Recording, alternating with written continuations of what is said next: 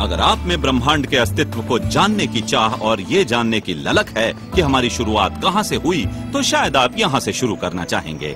भारत के इस छोटे से ग्रामीण इलाके में एक नायाब केंद्र ब्रह्मांड के सुदूर कोने से आने वाले संकेतों को सुनने की कोशिश कर रहा है।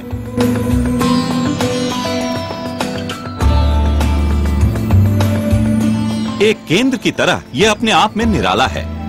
महाराष्ट्र के इस 20 किलोमीटर के इलाके में 30 एंटेना लगे हैं और इनमें से हर एक का डायमीटर 45 मीटर का है और ये सभी के सभी एंटेना ब्रह्मांड के रहस्यों को जानने की कोशिश कर रहे हैं।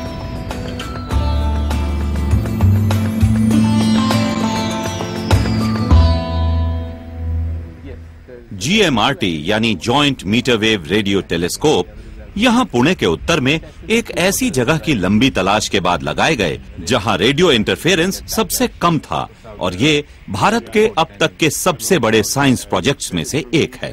डॉक्टर यशवंत गुप्ता ने GMRT को शुरू से बनते देखा है। यहाँ तक कि उसकी नायाब डिजाइन भी उनके सामने ही बनी। ठोस सतह के बजाय जालीदार सतह होने के कारण ये एंटीना परावर्तन के लिए जितनी जगह मुहैया कराते हैं, उसके हिसाब से ये ढांचे बहुत ही हल्के हैं। पैनल्स को बड़े खास और नायाब तरीके से बनाया गया है। इस डिजाइन को स्मार्ट कहा जाता है। इसका मतलब है कि खींची गई जाली को रस्सी की मजबूत केबल से बांधा गया है। ये पूरा ढांचा इसी पर टिका है और इस कारण इसकी लागत बहुत कम हो गई है। GMRT की काबिलियत इस बात में है कि वो हाइड्रोजन के उन बादलों को खोजता है जिनसे माना जाता है कि आकाश गंगाओं का निर्माण हुआ है। उन शुरुआती बादलों को अंतरिक्ष के सुदूर कोनों में ढूंढकर हम इस बात का बेहतर पता लगा सकेंगे कि ब्रह्मांड का निर्माण कैसे हुआ।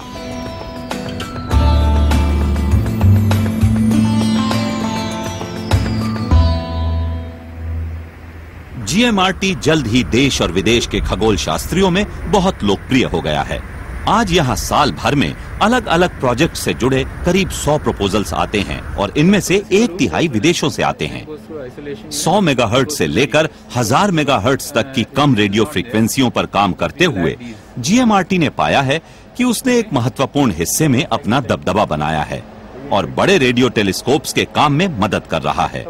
साथ ही ये कम फ्रीक्वेंसी पर अमेरिका के न्यू मैक्सिको राज्य में लगे केंद्र से बेहतर काम करता है। इसकी सेवाओं की मांग लगातार बनी रहती है और वैज्ञानिक सहित टेक्नीशियंस का दल 24 घंटों शिफ्ट्स में काम करते हुए इस केंद्र को चलाता रहता है। इस दौरान वो जबरदस्त कंप्यूटर्स की मदद से न सिर्फ मिलने वाली तस्वीरों पर काम करते हैं, बल्कि छोटे से छोटे संकेत को पकड़ने के लिए आसमान पर नजर रखने वाले सभी डिश एंटेनास के सटीक संचालन को भी संभालते हैं। GMRT के कारण ही हाल के बरसों में 2 नई खोज हुई और ये दोनों ही पल्सार्स से जुड़ी हुई हैं। पल्सार्स एक खास किस्म की चीज है। असल में इन्हें हम डेड स्टार्स मानते हैं। ये असल में सुपरनोवा विस्फोट के बचे हुए हिस्से हैं और ये तब निकलते हैं जब किसी तारे का केंद्रीय हिस्सा टूटता है और न्यूट्रॉन के बड़े घने गोले तैयार हो जाते हैं। इसमें कोई दो राय नहीं है कि पल्सार रिसर्च एक ऐसा विषय है जिसमें कई दशक से खगोल शास्त्री जुटे हुए हैं। खासकर 1960 के दशक में पहले पल्सार की खोज के बाद से ऐसा ज्यादा हुआ है। जैसे जैसे और पल्सार्स मिलते गए, वैसे वैसे भौतिकी के हमारे सिद्धांतों को चुनौतियां मिलने लगी। डॉक्टर गुप्ता और उनके साथियों द्वारा ढूंढा गया एक पल्सार बाइनरी सिस्टम है, यानी वो पल्सार जो किसी वस्तु का चक्कर लगा रहा हो और जिसकी कक्षा स्थिर नहीं है। इस कारण वैज्ञानिक दुविधा में हैं। 10 किलोमीटर का एक घेरा है जो बड़ी तेज गति से घूम रहा है। ये सितारे अपनी चुंबकीय धुरी के दोनों ध्रुवों से रेडियो तरंगे छोड़ रहे हैं। तो आपको ये रेडियो तरंगे वैसी ही दिखाई दे रही हैं जैसे कि लाइट हाउस से निकलने वाली रोशनी। जब ये सितारा घूमता है तो आपको एक चमक दिखाई देती है। बस ये चमक रेडियो तरंग की तरह हम तक पहुंचती है, इसीलिए हम इसे पल्सार कहते हैं।